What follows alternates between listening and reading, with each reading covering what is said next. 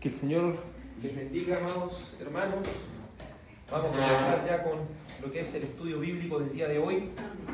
Así que vamos a orar al Señor para que nos dirija en este estudio, nos permita en su gracia, en su favor, en su providencia, seguir profundizando en lo que es el pacto davídico. Hoy terminamos ya lo que es el antiguo pacto, así que vamos a orar a nuestro Dios. Padre eterno, te damos gracias por este día de vida, Señor, que nos has dado, por esta oportunidad de estar aquí el día del Señor, reunidos junto a nuestros hermanos, en torno a su santa majestad, en torno, Señor, a su santa y preciosa palabra. Reconocemos, Dios santo y verdadero, que solamente eres tú quien puede guiar nuestras vidas, transformar nuestros corazones y darnos las herramientas para poder comprender y entender tu santa y maravillosa palabra.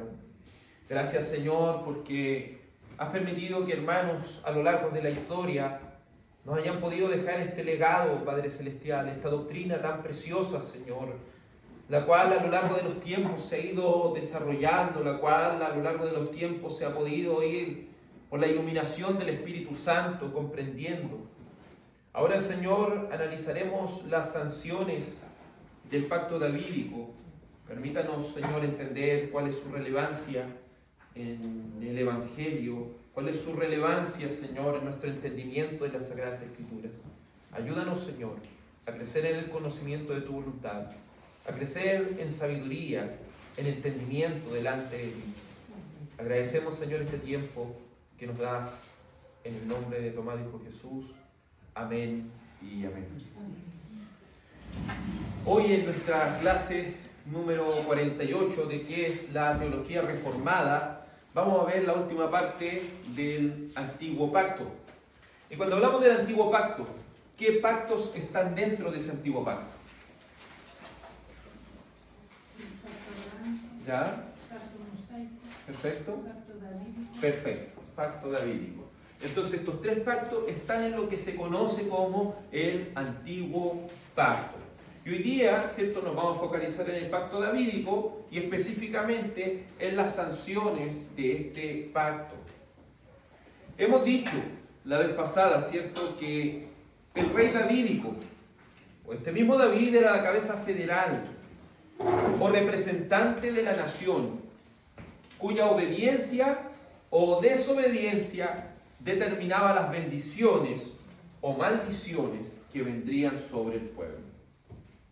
Estos detalles se pueden tornar más claros cuando analizamos las sanciones del pacto. Entonces, lo que haga el rey davídico es importante, porque trae consecuencias ¿a quién? A todo el pueblo. Entonces, tenemos que la cabeza federal o la cabeza pactual es David y sus descendientes.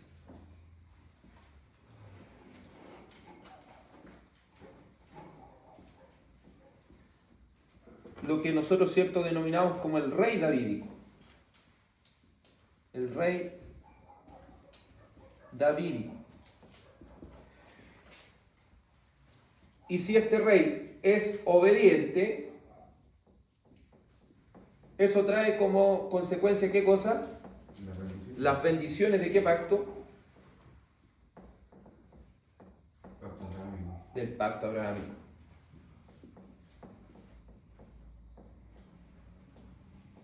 Y la desobediencia, ¿qué trae? Las maldiciones. ¿Y dónde están contenidas esas maldiciones? En el pacto abrahámico, pero más profundamente, ¿cierto?, en el pacto mosaico. ¿Se acuerdan cuando dicen, y si tú no obedeces esto, las maldiciones del pacto van a venir por aquí, ¿cierto? De Deuteronomio 26, por ahí. Está hablando acerca de lo que viene en la desobediencia. Entonces, a primera vista nosotros nos damos cuenta que tanto el pacto abrahámico, pacto mosaico, pacto davídico están sumamente unidos entre sí. Y ambos, ¿cierto?, se van regulando. Lo dijimos la vez pasada, por ejemplo, el pacto mosaico tiene los lineamientos de cómo debe ser ese rey, tiene las maldiciones y bendiciones del pacto. El pacto abrahámico es el fundamento, podemos decir, de ahí salen todas las cosas que más adelante y las bendiciones, ¿cierto?, que iban a venir. Pero cuando llegamos ya al rey davídico, al pacto davídico, nosotros encontramos algo que ya no es el pueblo en particular, por ejemplo. Cuando vamos a las crónicas y vamos a los reyes, si un rey desobedece o hace lo malo delante de los ojos del Señor, eso trae como consecuencia, ¿qué cosa? Las maldiciones del Padre. Y si uno de los reyes de Judá hace lo bueno delante de los ojos del Señor, ¿qué va a pasar con ese rey? Las bendiciones del pacto abrahámico van a estar sobre el pueblo. Entonces es importante lo que hagan los reyes, las sanciones también, y el juicio de Dios mismo que nosotros vemos aquí. Entonces vamos a ver ahora la primera de estas sanciones, que es el juicio de Dios. El juicio de Dios. En el pacto davídico, Dios dio promesas a David y a sus descendientes y obligó a obedecer ciertas leyes. Para hacer que esto fuera un pacto formal, Dios amenazó a los hijos de David con disciplina y castigo. ¿Se acuerdan lo que dice 2 Samuel 7:14? Dice: yo seré padre para él y él será mi hijo para mí. Cuando cometa iniquidad, lo castigaré con vara de hombres y con azotes de hijos de hombres. Entonces, ¿tenemos sanciones dentro de este pacto? ¿El pacto davídico? ¿Tenemos sanciones? Sí. ¿Y qué sanciones va a recibir? El juicio de Dios, el castigo de Dios, la disciplina de Dios. Y esa disciplina va a hacer que sea castigada con vara y con azotes de hombres. El rey davídico y Dios tienen una relación de padre e hijo. ¿Se fijan qué dice el pacto davídico? Yo seré padre para él y él será para mí un hijo. 2 Samuel 7:14. Entonces, en esta relación especial de padre e hijo, Dios protegería y bendeciría al rey cuidando de él. Pero cuando el rey no guardara la ley, Dios lo disciplinaría y lo castigaría de repente. Por favor, acompáñeme al Salmo 132. Salmo 132, verso 11 y 12. Salmo 132, verso 11 y 12. Dice así la palabra de Dios. Salmo 132, 11 y 12 dice: el Señor ha jurado a David una verdad de la cual no se retractará. De tu descendencia pondré sobre tu trono. Si tus hijos, ¿qué hacen? Guarden mi pacto. ¿Cómo le llamamos eso en la teología pactual? Condición. Aquí hay una condición del pacto. Es decir, el Señor va a poner en el trono a un hijo de David, pero este hijo de David, ¿qué es lo que debe hacer? Guardar el pacto. ¿Y qué más debe guardar? El testimonio que les enseñaré. Sus hijos también ocuparán tu trono para siempre. Entonces, la condición está sumamente remarcada. Si ellos guardan mi pacto y mi testimonio. ¿De quién está hablando? ¿De quién está hablando aquí? De los hijos de David. Perfecto. Entonces, si ellos no guardan el pacto, la disciplina de Dios vendría sobre ellos. Por ejemplo, cuando vamos a 2 de Reyes 25:6, tenemos al rey Sedequías. Y este rey Sedequías hizo lo malo delante de los ojos del Señor.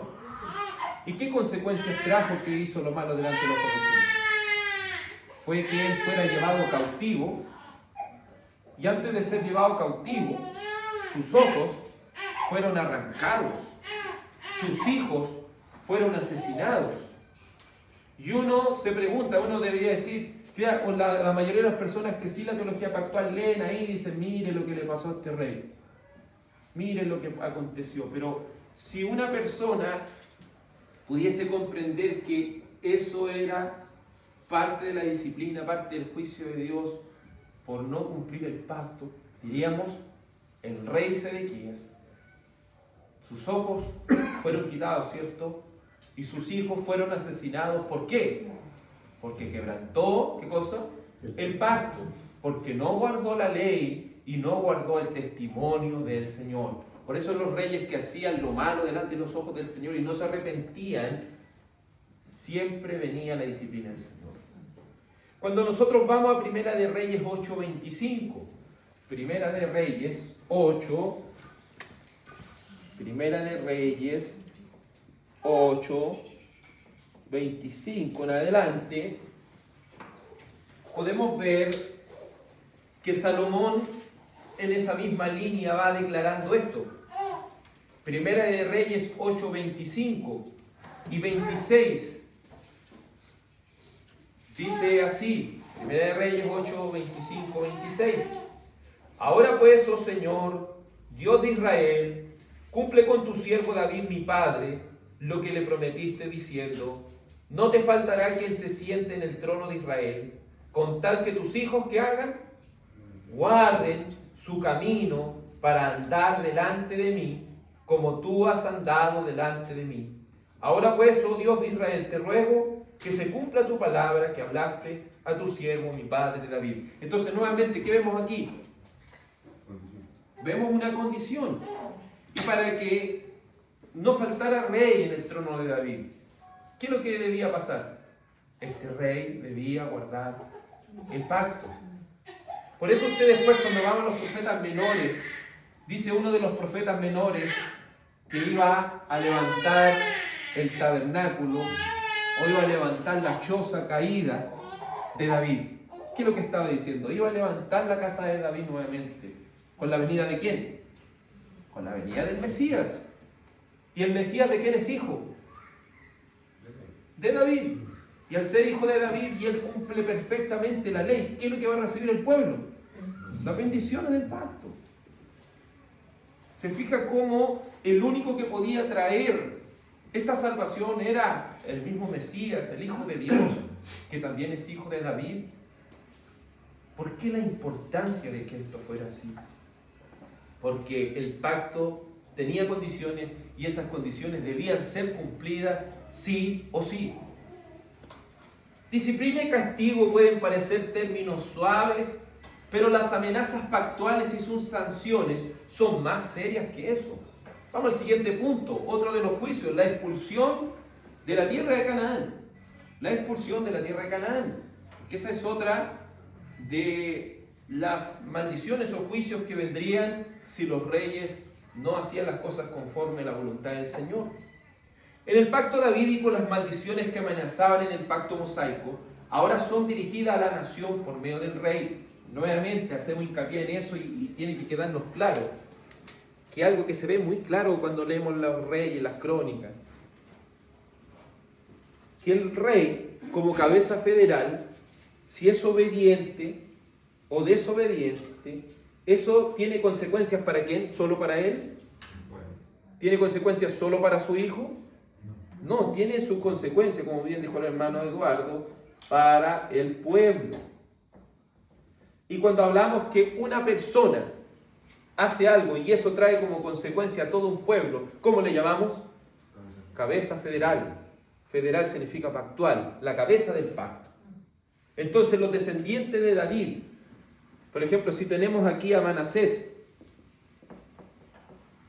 y Manasés hace lo malo delante de los ojos del Señor, ¿qué va a conseguir? Las maldiciones del pacto. Para él, su descendencia y el pueblo. Por eso, vamos viendo, ¿cierto?, esta maldición y ahora ya más allá de Manasés. Nuevamente el caso del rey Sedequías. Tenemos al rey Sedequías. Y el rey Sedequías hace lo malo delante de los ojos del Señor. ¿Qué es lo que pasa ahí? ¿Trae qué cosa? Las maldiciones. Y esas maldiciones, ¿qué es lo que pasa con su hijo? Los asesinan. Y eso quiere decir que su descendencia se ve afectada por esto. Pero no solo su descendencia, después vemos que se llevan esclavo ¿a quién? A Babilonia, al pueblo. Entonces nos vamos dando cuenta que el rey davídico es una cabeza pactual.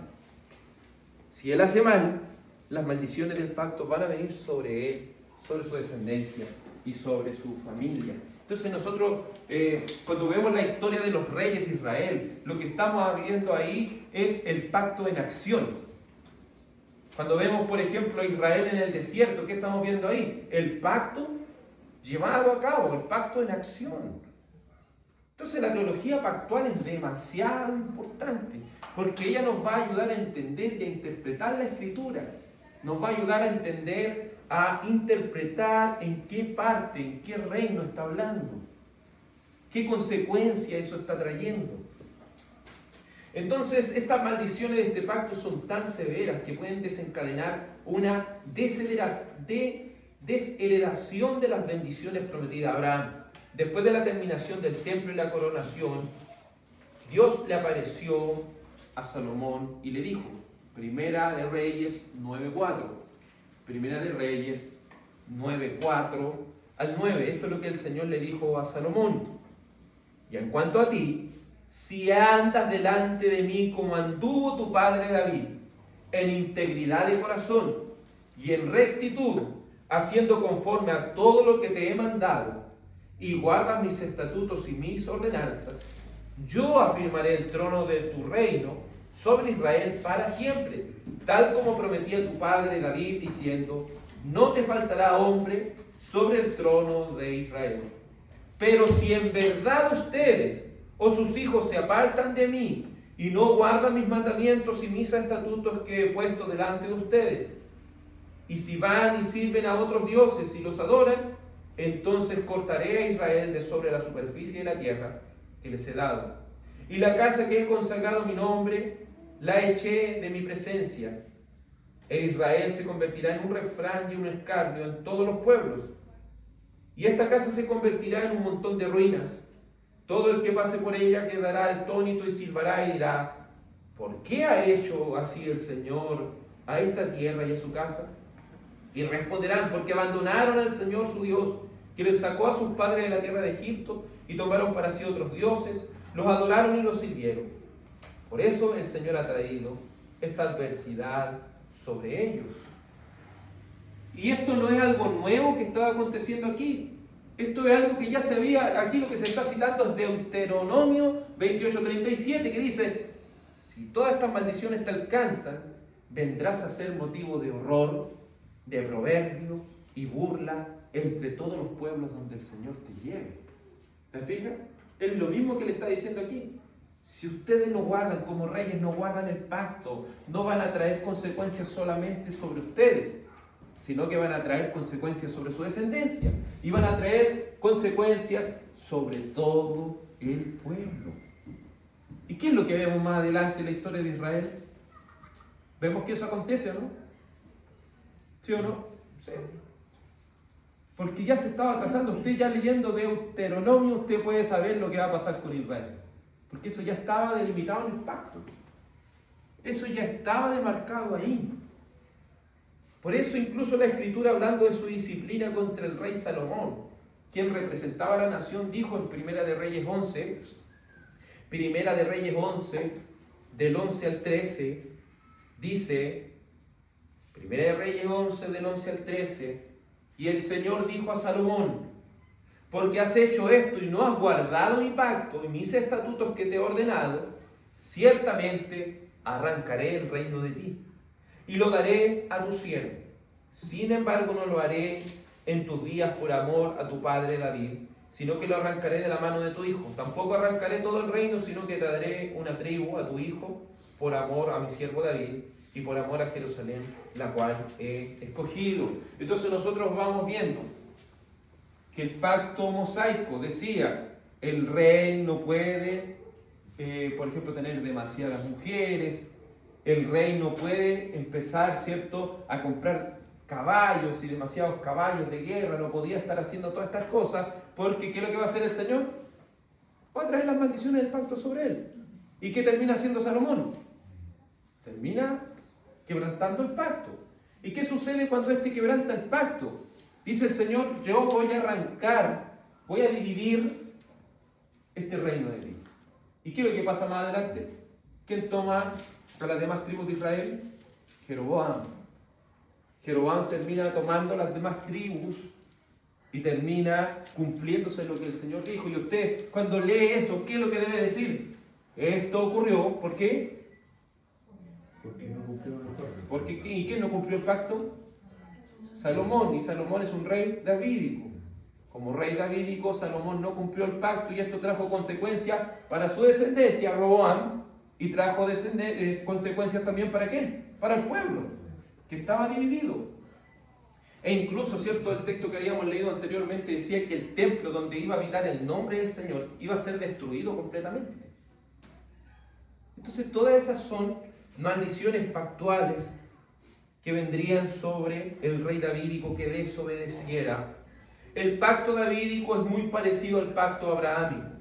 Dios hizo promesas seguras a Abraham y la nación que vendría de sus lomos. Pero a su vez, personas y grupos de esta descendencia podrían ser cortados a causa de su infidelidad. Y esto también es importante. Porque que uno de los reyes sea infieles significaba que Dios iba a destruir para siempre a todos los reyes de Judá. No. Porque la promesa que Dios le hizo a Abraham y que también le hizo a David, esa promesa se cumple, ¿no? Esa promesa fue dada por la gracia de Dios y va a resultar en que ellos sí o sí la van a conseguir. Porque lo que han recibido lo han recibido por gracia. Pero este pacto tenía también maldiciones. Y esas maldiciones van a alcanzar ¿a quién? A personas y grupos. Pero no a todos. Por eso que dentro de aquí nosotros hablamos de remanente. Siempre la Biblia en el Antiguo Testamento, en el Antiguo Pacto, está hablando de un pequeño remanente. Yo me he reservado 7.000 rodillas que no se han doblado. ¿Qué es lo que está diciendo ahí?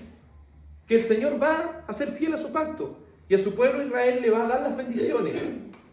Pero eso no significa que dentro de este pueblo, que es un pacto mixto, ¿no? ¿Es un pacto mixto el Antiguo Pacto? ¿Sí o no? ¿Sí? ¿Y por qué es mixto? Porque hay dentro de este pacto creyentes y no creyentes. Entonces, aunque los no creyentes estuvieran dentro de ese pacto, la maldición igual le iban a alcanzar cuando ellos desobedecieran. Y ahí, si ellos no alcanzan, no entran a la tierra, no alcanzan estas bendiciones, ¿eso quiere decir que Dios no cumplió su pacto? No, porque Dios lo cumplió con Israel en el fondo. Obviamente este grupo de personas fue quitado y fue sacado de ahí. ¿Por qué? Por causa de su pecado, por causa de su rebelión. Entonces, entendiendo esto, usted puede entender por qué los hermanos presbiterianos entienden cómo entienden las cosas. Porque ellos miran el nuevo pacto con los lentes del antiguo pacto. Obviamente ellos van a ver eso. Pero nosotros entendemos, ¿cierto? Según lo que el libro de los Hebreos dice, que este es un mejor pacto. Según lo que dice Jeremías 31 al 34. Haré un nuevo pacto, no como el pacto que hice con sus padres. ¿Se fija? Entonces eso está queriendo decir que el antiguo pacto, el nuevo pacto es el antiguo pacto. No, es uno superior, es uno mejor. Porque en el antiguo era mixto. Y habían personas y grupos que podían ser arrancados y cortados de ese pacto. Pero en el nuevo pacto no. La diferencia del nuevo pacto es que todos los que están en el nuevo pacto son salvos. Son salvos por la gracia del Señor. Entonces vamos analizando todas estas cosas y vamos entendiendo mucho de lo que la palabra del Señor nos ha dicho, ¿cierto?, en este Antiguo Testamento. Así de igual manera acontece con David, y aquello lo podemos comprobar no solo con Salomón, sino también con los reyes que vinieron después de él. Pero Dios, que fiel a su pacto, no quitó el reino completamente. ¿Por amor a quién? Por amor a David, su siervo, ¿cierto? Por amor a la promesa que él hizo, general. La promesa que Dios hizo, general, por amor a David. Ya antes decía, por amor a Abraham, ¿se acuerdan? El Señor iba a ser fiel a su pacto que él había dado por la gracia. Segunda de Reyes 23, 26. Segunda de Reyes 23, 26 y 27. Segunda de Reyes 23, 26 al 27 dice: sin embargo, el Señor no desistió del furor de su ira, ya que ardía su ira contra Judá a causa de todas las provocaciones con que Manasés lo había provocado. Y el Señor dijo: también quitaré a Judá de mi presencia, como he quitado a Israel, y desecharé a esta ciudad que yo había escogido, a Jerusalén, y al templo del cual dije: mi nombre estará allí. Entonces lo dijimos, aunque el rey no es sacerdote en el antiguo pacto, sí también tiene consecuencias para el sacerdocio. Si el rey se equivoca, la adoración, como lo vimos la vez pasada, iba a sufrir consecuencias graves. Entonces, antes de este momento, Judá había sido llamada al arrepentimiento una y otra vez. ¿Se acuerdan? Estaban los profetas, los fiscales del pacto, que siempre ellos estaban abogando para que el pueblo y los reyes se volvieran al pacto. Pero ellos desobedecieron una y otra vez. ¿Y esto qué resultó? Que la maldad fue llevada hasta el colmo, resultando con sus sucesores un exilio de la tierra, y el templo donde su nombre estaría allí sería destruido. ¿Cuánto estuvo exiliado el pueblo de Israel en Babilonia? ¿Cuánto tiempo? 70 años. Y esos 70 años vinieron como resultado de las maldiciones del pacto que había quebrantado el rey davídico, que representaba a toda esa nación, representaba a todo ese pueblo. Entonces, con todo ello, este pacto davídico nos permite comprender la relevancia del rey, quien representa a todo el pueblo. Si el rey era infiel, las maldiciones del pacto vendrían sobre todo el pueblo. Si el rey obedecía, todo el pueblo podía disfrutar de las promesas que Dios le hizo a Abraham. Entonces se puede entender la relevancia de que Jesucristo sea rey. Porque ¿cuáles son los tres oficios de Cristo? Sacerdote, profeta y rey. Estos tres oficios son cumplidos por nuestro Señor Jesucristo. Y como se lo dije anteriormente, si en el pacto davídico el rey era obediente, ¿qué promesa iba a recibir? Lo que Dios prometió a Abraham. ¿Y qué le prometió a Abraham? Que en él serían benditas todas las familias de la tierra. Y cuando vino Cristo y cumplió el pacto, cumplió el antiguo pacto, ¿qué Dios le dio? La bendición sobre toda la familia de la tierra. Por eso usted después, cuando usted lee Mateo 28 y 19 y dice: toda potestad, dice el Señor Jesucristo, me es dada, ¿dónde? Tanto en el cielo como en la tierra. Por tanto, ir y hacer discípulos, ¿a dónde? A todas las naciones. ¿Qué es lo que está diciendo ahí el Señor Jesucristo? ¿De acuerdo al pacto? Si el Evangelio ahora llega a todas las naciones, eso significa que todas las naciones están siendo bendecidas. Recuerde eso, ¿qué le prometió el Señor a Abraham? Que en Abraham serían bendecidas, ¿quiénes?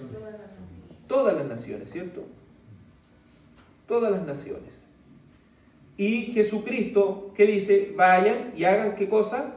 Discípulos, ¿a qué? A todas las naciones. ¿Y qué significa discípulo a todas las naciones? Que ellos debían llevar el Evangelio. Como dice Marcos 16, prediquen el Evangelio a toda criatura. ¿Qué es lo que está queriendo decir el Señor Jesucristo? He cumplido con el antiguo pacto, ahora estamos en el nuevo pacto, por lo cual ahora las bendiciones van a alcanzar no solamente a Israel, sino a todas las naciones. Entonces eso quiere decir que la iglesia toma el lugar de Israel. ¿Sí o no? ¿La iglesia toma el lugar de Israel? Eso. No toma el lugar de Israel, sino que los gentiles son injertados en Israel, haciendo que ahora estén los israelitas y los gentiles como un solo pueblo. Entonces no es que nosotros, por medio de la teología pactual, hagamos la ley del reemplazo, de que la iglesia reemplace a Israel, no. Decimos que nosotros, como hemos sido injertados a Israel, ahora somos un Israel espiritual, donde en Abraham son benditas todas las naciones de la tierra. Hermano Claudio. Sí, una pregunta. Cuando yo no entendía esta parte, pero cuando Pablo dice ya no hay judío, ni griego, ni cita, sino que todos son uno en Cristo Jesús. Ahí, la bendición a todas las naciones. ahí es una... Porque Abraham, ¿de qué pueblo perteneció? ¿A qué pueblo se le prometió a él, cierto? El pueblo de Israel. Entonces, no podemos decir nosotros que Dios no va a bendecir a Israel, igual lo va a bendecir. Así como va a bendecir a ¿quién? A todas las naciones. Porque le dice, en ti serán benditas, en ti. Por eso que en Efesios, cuando usted lee el libro de Efesios capítulo 2, se va dando cuenta de que nosotros como gentiles estábamos ajenos a los pactos, estábamos ajenos a todas esas cosas, pero ahora hemos sido acercados ¿por quién? Por Cristo, porque antes estábamos ajenos a los pactos de la promesa, antes estábamos sin Dios en este mundo, no teníamos nada, pero ahora hemos sido bendecidos por medio de ¿quién? Por medio de Jesucristo. Por eso, para mantener viva esa promesa que Dios le había dicho a Abraham, tenemos a Jonás, al cual Dios lo manda a predicar ¿a dónde? ¿A quién? A los gentiles, para que Israel razonara. Dios, recuerden, Israel, Dios va a bendecir a todas las familias de la tierra por medio de ustedes, por medio de un hijo que saliera ¿de qué nación? De los israelitas. Entonces los israelitas no podían soportar cuando leen Jonás, ve que están yendo para allá, ni siquiera el mismo Jonás dice, pero ¿cómo? Puede ver que el gentío en el barco mismo se vuelve al Señor y va a ir a adorar al Señor y él tampoco lo entiende. Puede ver que mucha gente se está volviendo al Señor y él no lo entiende. Pero en el fondo lo que Dios nos está diciendo por medio de esa profecía, el que es Jonás mismo, es que el Señor va a bendecir ¿a quién? A todas las naciones. Entonces nosotros no es que en el Nuevo Testamento nosotros veamos algo nuevo, es algo que Dios había prometido. ¿A quién? A Abraham. Y había prometido ¿a quién? A David. Porque otra de las cosas que nosotros vemos, que ¿qué se le iba a dar a este rey davídico? Que nosotros, cierto, sabemos que ¿quién es? Jesucristo. ¿Qué se le iba a dar a este rey? Se le iba a dar un reino. Y ese reino, ¿cómo tenía que ser? Eterno. Y en este reino eterno, obviamente, un trono eterno. Se le iba a dar una tierra para siempre. Y se le iba a dar también el gobernar a todas las naciones. Por eso que después vamos viendo en los profetas, en Isaías, que ya este rey empieza a gobernar no solamente Israel, sino que gobierna todo. Por eso Cristo dice, toda autoridad me es dada en el cielo y en la tierra. ¿Qué está diciendo? Estoy reinando. Por eso nosotros creemos en nuestra escatología que Cristo está reinando. ¿Por qué? Porque Cristo cumplió el antiguo pacto. Y si Él cumplió el antiguo pacto, todas estas cosas se han cumplido en Él. Aunque en el ya, pero todavía no. ¿Qué quiere decir eso? De que las cosas se han cumplido en la inauguración del reino. Pero ahora, ¿qué estamos esperando en su segunda venida? La consumación del reino. De ese reino que Dios le prometió a David. Y una cosa más que añadir, a David también se le prometió un templo. Que él mismo, ¿cierto?, iba a fabricar, ¿qué cosa? Un templo, donde siempre iba a morar esta presencia del Señor. ¿Y ese templo quién es? Jesucristo mismo. Por eso la destrucción del templo, usted puede ver que era tan importante. Porque si el templo no era destruido, ¿eso qué quería decir? Que Dios todavía moraba con su nombre allí. Pero si el templo era totalmente destruido, ¿eso qué significaba? Que el Señor ya no moraba ahí. Ahora todas las naciones pueden ir a ese templo llamado Jesucristo. Por eso la iglesia ahora es llamada el templo de Dios. Por eso cuando usted va a Mateo 24, dice que los que estén en Judea huyan a los montes y ve todas esas cosas. ¿A quién le está hablando ahí? En primera instancia. A los israelitas, los cuales ya no tenían ya que ver ya en esa adoración al templo, no tenían que estar detrás de los sacrificios, no tenían que estar porque el antiguo pacto ya había pasado. Y que ahora ellos debían servir al Rey Jesucristo en esta inauguración del reino. Y de que ellos ahora debían buscar este Rey. Y debían confiar en este Rey que regresaría por segunda vez. Entonces se fija que incluso nosotros con este pacto davídico podemos ver nuestra misma escatología, podemos ver de que entonces cuando vamos, por ejemplo, al Apocalipsis 20, nosotros vemos que Satanás es atado, ¿cierto? ¿Y qué dice el Señor Jesucristo en el Evangelio según San Mateo? Que Él tuvo que atar al hombre fuerte. Porque si Él no ata al hombre fuerte y le quita sus bienes, ¿cómo Él va a gobernar? ¿Entiendes, no?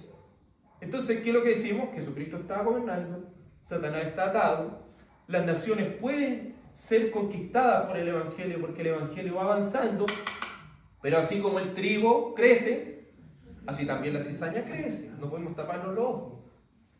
Pero no creemos en ese fatalismo extremo que dice, no, ahora ya quedan pocos, ya no hay muchos escogidos, ya no hay muchas personas, ya nadie cree en el Señor. No, tiene que seguir creciendo el Evangelio, así como crece el trigo. Es que hay tanta maldad, hay harta maldad, pero también está creciendo el Evangelio. Tampoco nos vamos al otro extremo, no, es que vamos a ir a conquistar a las naciones y va a haber puro trigo. No va a haber puro trigo, también va a haber cizaña. ¿Qué va a ser cortada cuándo? ¿Cuándo va a ser cortada la cizaña?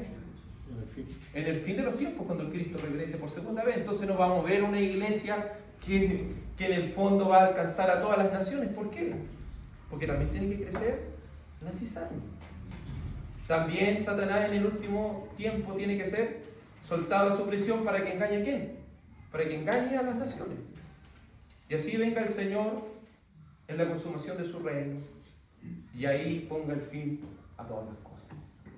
Fíjate, solamente hablando del pacto davídico y todo esto, podemos ver tantas cosas. Por eso la teología pactual es tan importante, porque nos ayuda no solo a ver el Antiguo Testamento, sino también nos ayuda a ver el Nuevo Testamento y por qué tantas cosas se dice, por qué Cristo dice esto, por qué Cristo dice esto otro. Porque todas esas cosas son del rey davídico, son del sumo sacerdote que iba a venir, son del profeta que vino a decir cosas que estaban ocultas desde los tiempos, ¿cierto?, antiguos. Por eso Jesucristo podía decir que Juan el Bautista era un hombre, ¿cierto?, que había recibido grandes cosas de parte del Señor, era un hombre grande, pero en el nuevo pacto era pequeño. ¿Por qué? Porque en el nuevo pacto aún la persona más pequeña puede conocer más cosas que Juan el Bautista. Porque ahora nosotros tenemos la revelación ya no por figuras y sombras, sino lo que es Jesucristo mismo, nuestro Señor, nuestro Salvador. Juan el Bautista no pudo contemplar la cruz, no pudo contemplar todas esas cosas que vinieron después, pero nosotros sí. Por eso usted va a Jeremías 31, 34 y dentro de esas promesas dice que todos lo van a conocer, desde el más pequeño hasta el más grande de ellos. Es decir, cada uno de los redimidos de Dios, no importando qué estrato social tenga, ni qué edad tenga, van a conocer al Señor. Van a conocer al Señor y van a estar dentro de este pacto. Y la ley va a estar escrita en su corazón.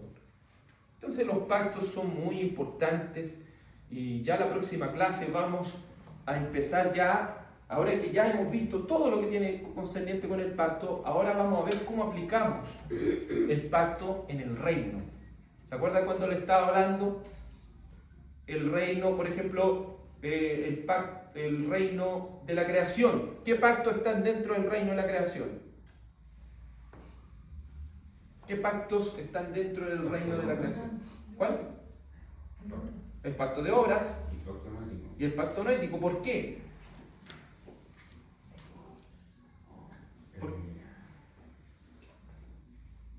Porque aplican, su resultado aplican ¿a quién? ¿Solamente a los israelitas? A toda la humanidad.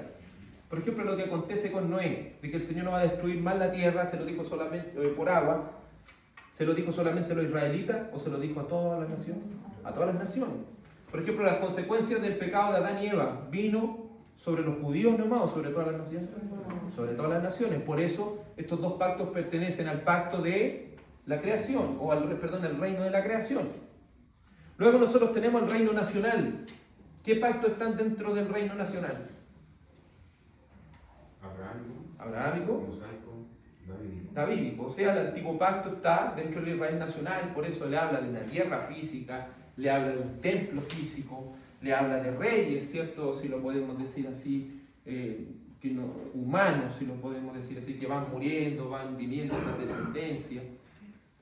Y luego tenemos el reino espiritual. ¿Qué está dentro del reino espiritual?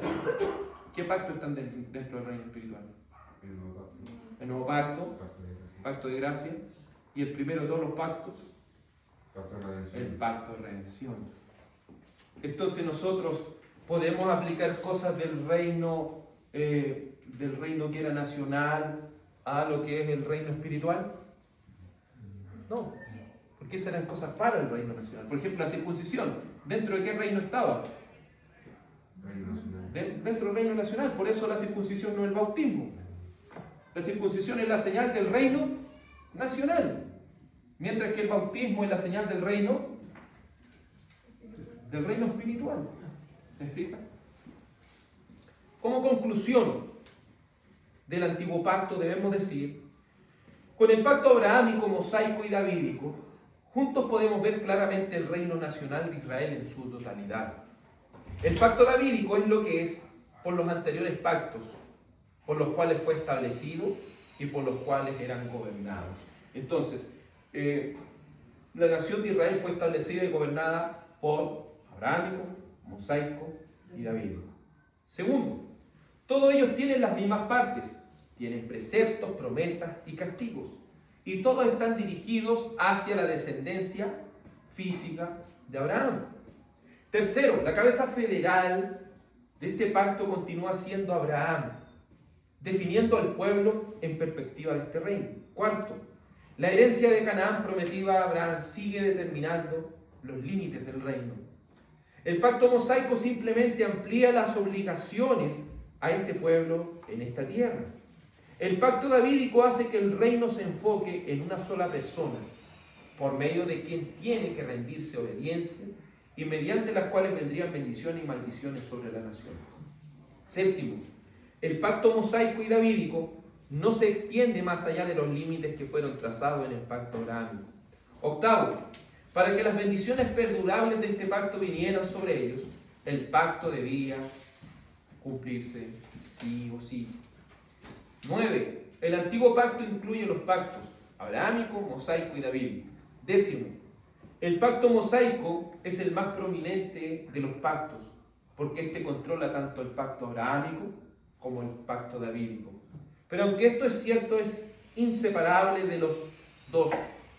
Este argumento es claro cuando se estudia cómo varios pactos se combinan y colaboran para establecer y gobernar el reino en particular. ¿Se fija? Por ejemplo, para gobernar a los reyes, ¿qué pacto necesitan?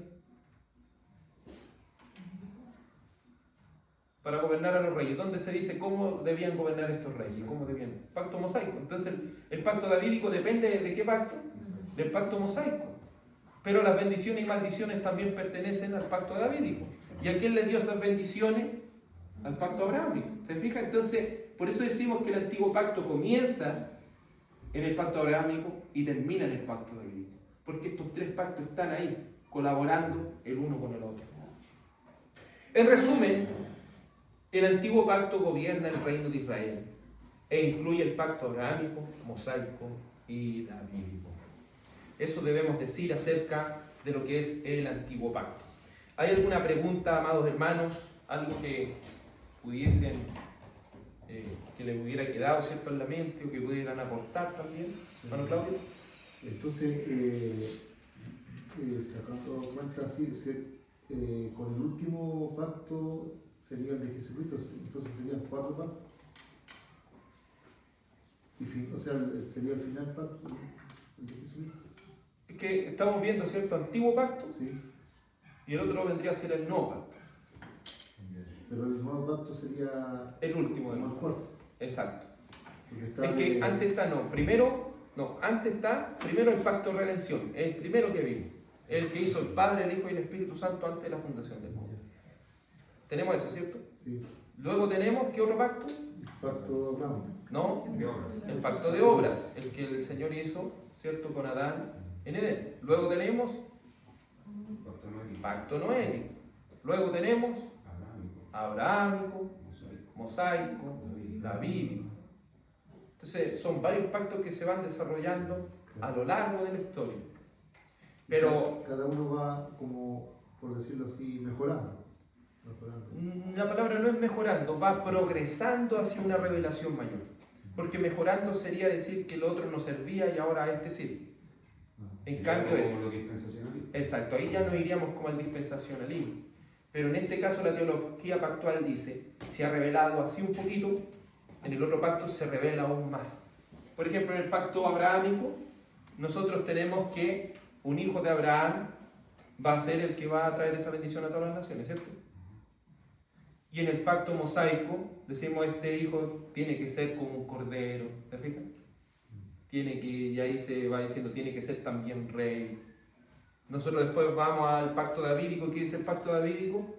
Ahora no es solo un hijo de Abraham, ahora es un hijo de David. Entonces vamos viendo una revelación que va progresiva y que esa revelación comienza con la primera promesa de gracia. ¿Cuál fue la primera promesa de gracia? Génesis 3:15, que dice que de la mujer iba a venir el Salvador, el que iba a vencer a la serpiente. Pero se fija que más adelante se va, con los demás pactos, se va ampliando la revelación, hasta que ya en Cristo viene la consumación de todas las cosas. Entonces al final todos los pactos son importantes, todo lo que hemos visto a lo largo de todas estas clases nos van a ayudar ya en la próxima clase a entender un poco más lo que es este panorama de todas las escrituras, de todo cómo se desenvuelven estos pactos. Y lo otro que debemos decir, que el pacto de gracia es ese pacto que revelaron los pactos anteriores. Lo que desde la primera promesa de gracia, pasando por todos los otros pactos que nombramos, noético y todo eso. Todo eso revelan ¿qué pacto? El pacto de gracia. Y el pacto de gracia es el nuevo pacto que trajo Jesucristo. Y eso se podría decir, por ejemplo, que me suena mucho esa palabra cuando dice lo que había sido oculto y que hoy ha sido revelado, que en cuanto a la revelación es como, bueno, ahora sí, si bien está quedando un poco más claro, pero como que en un principio como que estaba oculto toda esta información. Exacto, porque es una revelación progresiva. Claro. Por eso decía, lo que estaba oculto. Antes era la primera promesa de gracia, era alguien que iba a venir, un varón que iba a venir de una mujer. Era algo como oculto. Pero el Señor le plació revelar este evangelio. Porque este pacto de redención ya el Padre, el Hijo y el Espíritu Santo, ellos ya lo habían acordado, ellos sabían. Pero a Él le plació en la primera promesa de gracia y luego en los pactos adicionales revelar lo que había sido oculto. Y que al final los pactos ¿a quién revelan? A Jesucristo. Él es el tema central de todo. No es que el tema central sea salvar al hombre. El tema central de toda la redención es dar a conocer a quién. A Jesucristo, el Hijo de Dios. ¿Por qué nosotros podemos conocer a quién? Al Padre y al Espíritu Santo. Es decir, conocemos al Dios Trino.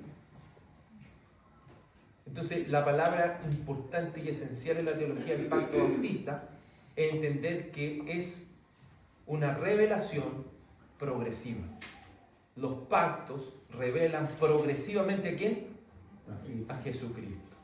Los pactos revelan progresivamente el pacto de gracia, el cual se cumple en el nuevo pacto, el cual es Jesucristo, el cual es el pacto de redención ya llevado a cabo en la historia. Entonces el pacto de redención, el que hizo el Padre, el Hijo y el Espíritu Santo en la eternidad, es, si lo podemos decir, el plan, y el nuevo pacto, que es el pacto de gracia, ya es el plan consumado ya en el tiempo. ¿Se fijan cómo ahora ya podemos ver el panorama ya? Ahora, después de todo lo que hemos estudiado, vamos ampliando las cosas y podemos ya, igual que un lente, aumentar, después salir, ver las cosas con un panorama ya más amplio, y de ahí usted puede ir hasta Apocalipsis, volver a Génesis, y de ahí puede ir viendo todas las cosas.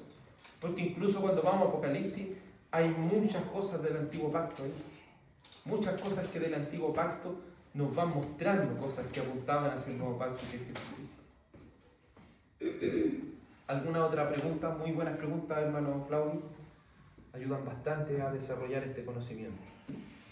¿Alguien más que desea aportar algo o alguna duda, algo que haya quedado?